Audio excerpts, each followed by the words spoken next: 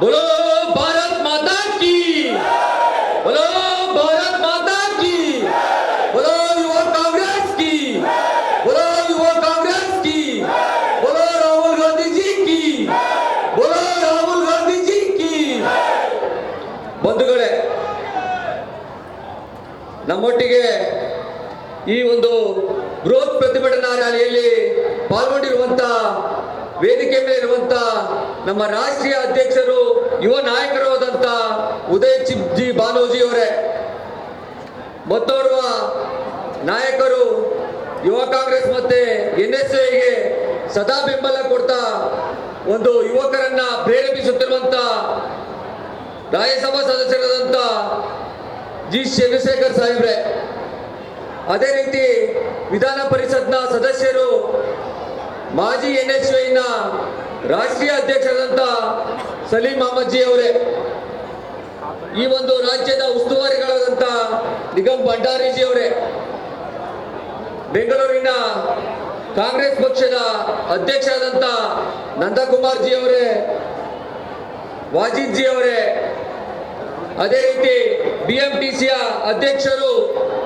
ಹಿರಿಯ ಯುವ ಕಾಂಗ್ರೆಸ್ನ ನಾಯಕರಾದಂತ ಆರಾಧ್ಯ ಸಾಹೇಬ್ರೆ, ವೇದಿಕೆ ಮೇಲಿರುವಂತ ಯುವ ಕಾಂಗ್ರೆಸ್ನ ರಾಷ್ಟ್ರೀಯ ಪದಾಧಿಕಾರಿಗಳೇ, ರಾಜ್ಯ ಉಪಾಧ್ಯಕ್ಷಗಳೇ ಹಾಗೂ ಇಂಟೆಕ್ನ ರಾಜ್ಯ ಅಧ್ಯಕ್ಷರಾದಂತ ವೆಂಕಟೇಶ್ ಅವರೇ, ಮತ್ತೋರ್ವರು ನಮ್ಮ ಮಹಾಲಕ್ಷ್ಮಿ ಲೇಔಟ್ನ MLA ಕ್ಯಾಂಡಿಡೇಟ್ ಆದಂತ ಕೇಶವಮೂರ್ತಿ ಜಿ ಅವರೇ ಹಾಗೂ KPCCಯ ಪ್ರಧಾನ ಕಾರ್ಯದರ್ಶಿಗಳಾದಂತ ಬಸವರಾಜ್ ಅವರವರೇ, ಎಲ್ಲ ಯುವ ಕಾಂಗ್ರೆಸ್ನ ಜಿಲ್ಲಾಧ್ಯಕ್ಷರೇ ಹಾಗೂ ರಾಜ್ಯ ಪದಾಧಿಕಾರಿಗಳೇ, ಬಂಧುಗಳೇ, ಕಾಂಗ್ರೆಸ್ ಪಕ್ಷ ಬಿಹಾರದಲ್ಲಿ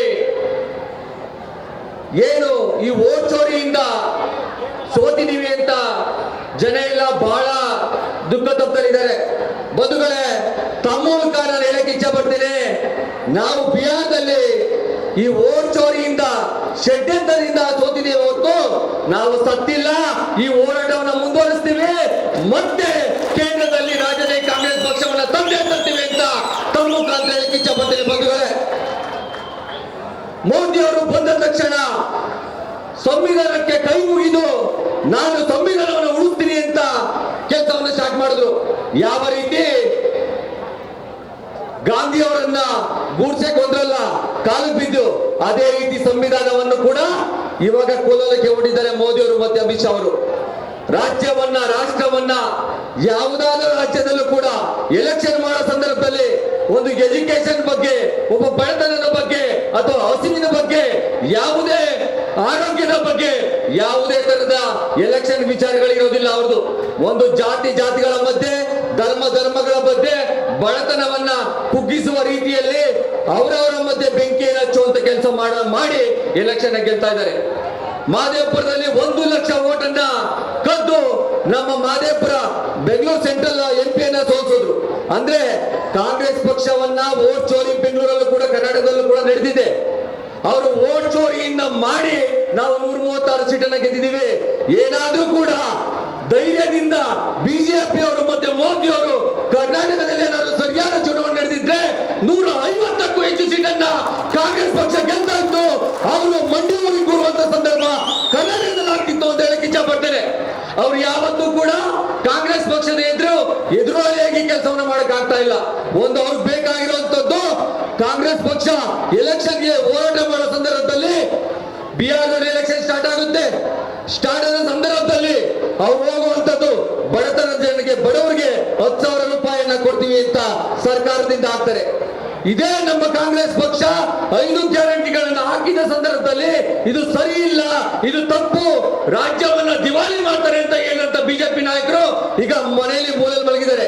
ಯಾಕೆಂದ್ರೆ ಮೋದಿ ಮತ್ತೆ ಅಮಿತ್ ಶಾ ಅವರು ಇದೇ ರೀತಿ ಅದನ್ನೇ ಕಾಪಿ ಮಾಡಿ ಬಿಹಾರದಲ್ಲಾಗಿರ್ಬೋದು, ಮಹಾರಾಷ್ಟ್ರದಲ್ಲಾಗಿರ್ಬೋದು, ಮಧ್ಯಪ್ರದೇಶದಲ್ಲಾಗಿರ್ಬೋದು, ಬಿಹಾರದಲ್ಲಿ ಬಂಧುಗಳೇ 1 ಸಲ 10,000 ಹಾಕಿದರೆ ಹೊರತು ಅವರು ಅಲ್ಲೂ ಕೂಡ ಮಂಕು ಬುದ್ಧಿಯನ್ನು ಎಷ್ತಾರೆ. ಯಾಕಂದ್ರೆ ಮಹಾರಾಷ್ಟ್ರದಲ್ಲಿ, ಮಧ್ಯಪ್ರದೇಶದಲ್ಲಿ ಅವರ ಗ್ಯಾರಂಟಿಗಳು ಆಲ್ರೆಡಿ ಫೇಲ್ ಆಗಿದೆ. ಕಾಂಗ್ರೆಸ್ ಪಕ್ಷ ಕರ್ನಾಟಕದಲ್ಲಿ ಮಾತ್ರ ಸರಿಯಾದ ರೀತಿಯಲ್ಲಿ ಡೈರೆಕ್ಟ್ ಅಕೌಂಟ್ಗೆ ಹೋಗುವ ರೀತಿಯಲ್ಲಿ ಬಡವರಿಗೆ, ಕೂಲಿ ಕಾರ್ಮಿಕರಿಗೆ,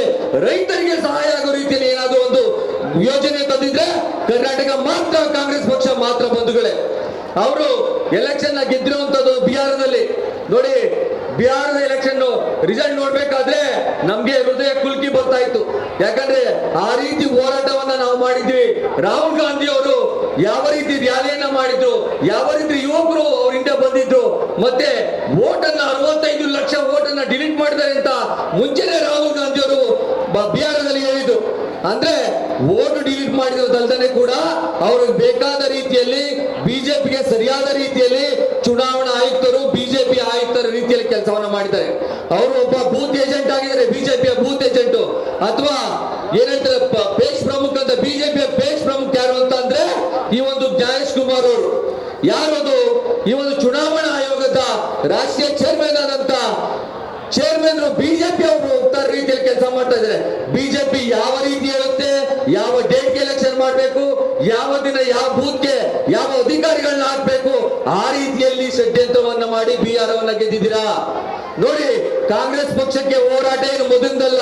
1985ರಿಂದ ಹಿಡಿದು ಇಲ್ಲಿವರೆಗೂ ಕೂಡ ಕಾಂಗ್ರೆಸ್ ಪಕ್ಷದ ಎಲ್ಲ ನಾಯಕರುಗಳು ಕೂಡ ಹೋರಾಟವನ್ನ ಮಾಡಿ ಎಲೆಕ್ಷನ್ ಮಾಡಿದ್ದೀವಿ ಹೊರತು ಎಲ್ಲೂ ಕೂಡ ಷಡ್ಯಂತ್ರವನ್ನ ಮಾಡಿ ಎಲೆಕ್ಷನ್ ಮಾಡಿಲ್ಲ. 1994ರಲ್ಲಿ ಕಾಂಗ್ರೆಸ್ ಪಕ್ಷ ಶೇಷನ್ ಅವರನ್ನ ಚೇರ್ಮನ್ ಆಗಿ ಇಸಿಐನ ಚೇರ್ಮನ್ ಆಗಿದ್ದು. ಶೇಷನ್ ಅವರು ಎಲೆಕ್ಷನ್ ಮಾಡ್ತಾ ಇದ್ದಾರೆ ಅಂತ ಅಂದ್ರೆ MLA ಕ್ಯಾಂಡಿಡೇಟ್ಗಳಲ್ಲಿ ಎದುರ್ತಾ ಇದ್ರಂತೆ.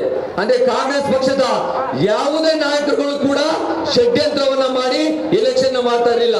ಒಬ್ಬ ದಕ್ಷ ಅಧಿಕಾರಿಯನ್ನ ಅಲ್ಲಿ ಕೂರಿಸಿ ಸರಿಯಾದ ರೀತಿಯಲ್ಲಿ ಸಂವಿಧಾನ ಉಳಿಯುವ ರೀತಿಯಲ್ಲಿ ಕೆಲಸ ಆಗ್ಬೇಕು, ಅದೇ ರೀತಿ ಕೆಲಸವನ್ನ ಮಾಡಬೇಕು, ಚುನಾವಣೆ ಕೂಡ ಅದೇ ರೀತಿ ಆಗ್ಬೇಕು ಅಂತ ಮಾಡುವಂತದ್ದು ಕಾಂಗ್ರೆಸ್ ಪಕ್ಷದ ಇತಿಹಾಸ.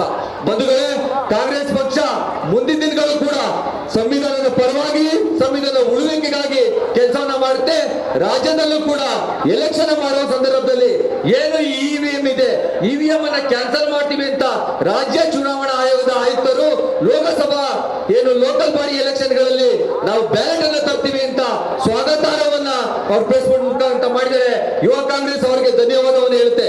ಯಾಕಂದ್ರೆ ಕಾಂಗ್ರೆಸ್ ಪಕ್ಷದ ರಾಜ್ಯದ ನಾಯಕರುಗಳು ಶ್ರೀಮಾನ್ ಸಿದ್ದರಾಮಯ್ಯ ಸಾಹೇಬರು ಮತ್ತೆ ರಾಜ್ಯ ಕೆಪಿಸಿಸಿ ಅಧ್ಯಕ್ಷರು ಉಪಮುಖ್ಯಮಂತ್ರಿಗಳಾದ DK ಶಿವಕುಮಾರ್ ಸಾಹೇಬರು ಯಾವ ರೀತಿಯನ್ನು ಹೋರಾಟವನ್ನ ಮಾಡ್ತಾರೆ, ಯಾವ ರೀತಿ ಸರಿಯಾದ ಸಂವಿಧಾನದ ಆಶಯಗಳಲ್ಲಿ ಕೆಲಸವನ್ನ ಮಾಡ್ತಾರೆ ಅಂತಂದ್ರೆ ಇದಕ್ಕೆ ಸಣ್ಣ ಉದಾಹರಣೆ ರಾಜ್ಯದಲ್ಲಿ ಲೋಕಲ್ ಬಾಡಿ ಎಲೆಕ್ಷನ್ ಅಲ್ಲಿ ಬ್ಯಾಲೆಟ್ ಪೇಪರ್ ಅನ್ನ ನಾವು ತರ್ತಾ ಇದ್ದೇವೆ.